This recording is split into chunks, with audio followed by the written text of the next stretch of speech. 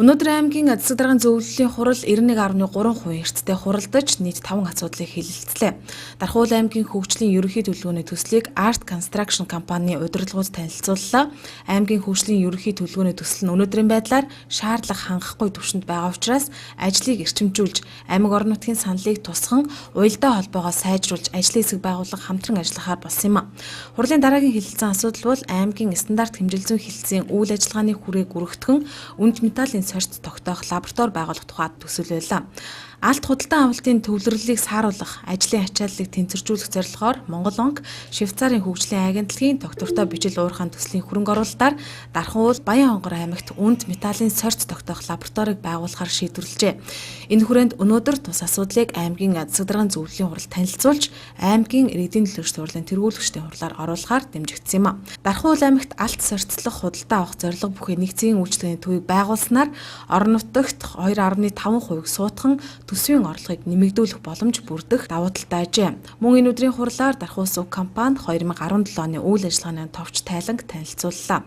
Усан хангамжийн төв болон салбар шугам сүлжээний нийтдээ 23 цэгт 1467 м шугам хоолойг шинжилэн сольж цэврүүлсний 316 гэмтэл бохир усны 2144 гэмтэлээр ажиллаж нийтдээ 4449 аль өрхийн дуудлага барагдуулж засвар үйлчилгээний дуудлагын үн болох 21 сая 668 210 мянган төгрөгийн орлого оруулжээ.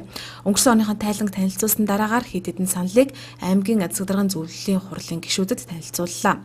Нөөтийн үрийг хөнгөлөх, чөлөөлөх, төрийн болон орон нутгийн өмчит компани аж ахуйн нэгжийн ажилтан албан агчийн усны үрийг барагдуулах, шин дарханд хэрэглэгчдэд үйлчлэх төв байгуулах, зуны улиралд Дархан хотын ногоон байгууламж усалж арчлахад холбоотойгоор усан ориглуурын цэнэглэлт, өвөлд мөсөн гулгуур зэрэг ажиллагаанд нийтийн аж ахуйн үйлчлэгээний газар манай байгууллагын машин худгаас их хэмжээгээр ус авдаг тул энэхүү асуудлыг тооцоог шийдвэрлэх, Дархан сумын 11-р багийн нутагт байрлах цэврүүлсний 200 мм-ийн 633.8 мм төв шугам хоолойг шинжлэх, Дархан сумын 1, 5, 7, 8 дугаар багт байрлах зөөврийн ус түгээх 1-ийн 2, 5-ийн 5, 7-гийн 9, 8-ийн 1-р байруудын төвлөрсөн усан хангамжийн сүлжээнд холбох, ундны усны их үүсвэрийн хамгаалалтын бүсэд зөвшөөрлгүй үйл ажиллагаа явуулахгүй байх зэрэг асуудлуудыг дэмжиж ажиллахыг хүсснээр энэ өдрийн засаг даргын зөвлөлийн хурал өндөрлсөн юм а. За хамгийн нэгдүгээрт бол 2013 оноос хойш энэ зам тээвэр барилга хотолтын яам тухай тендер зарлаад Art Construction компани манай Дархан хотын ерөнхий төлөвлөгөөг тендер шалгараад хийж байгаа. Энэ ажил бол сүүлийн үед нэлээд удаашралтай явагдаж байгаа. Энэ компаниг одоо дуудаж өнөөдөр бас үйлдэл мэдээлэл авч энэ Дархан хотын ерөнхий төлөвлөгөөний боловсруулалтын явцтай танилцж мөн одоо Дархан хотын бас аймгийн зүгээс хотын зүгээс ямар асуудлын төлөвлөгөөнд тусах уу гэдгийг саналаа хэлж ингэж одоо мэдээлэл авч ярилцлаа. Тэгээ үүний мөрөөр бол одоо бас ойрын хугацаанд энэ 2035 хүртэл Дархан хотыг хөгжүүлэх ерөнхий төлөвлөгөөг энэ оны эхний хагасжилд багтааж одоо батлуулахаар ийм үүрэг чиглэлүүд ажиллаж байна.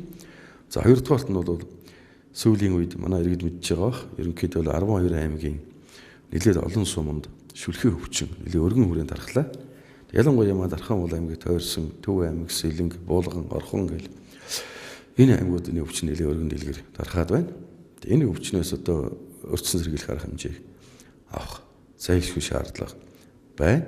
Ер нь бол аймаг зүгээр мэрэгжлийн хэлтэн газар, онцгой байлан газар, хүн зээж аж ахуйн газар гээд манай Дархан сум гээд ингээд газрууд нийлээд постууд төр хэлэлтэй байд.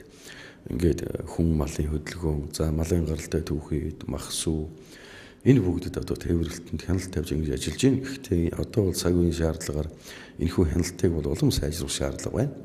Тэгээ энэ чиглэлээр бол өнөөдөр нөхцөл байдлыг хэлэлцээд шинээр үүрэг даалгавар өгч ажиллалаа.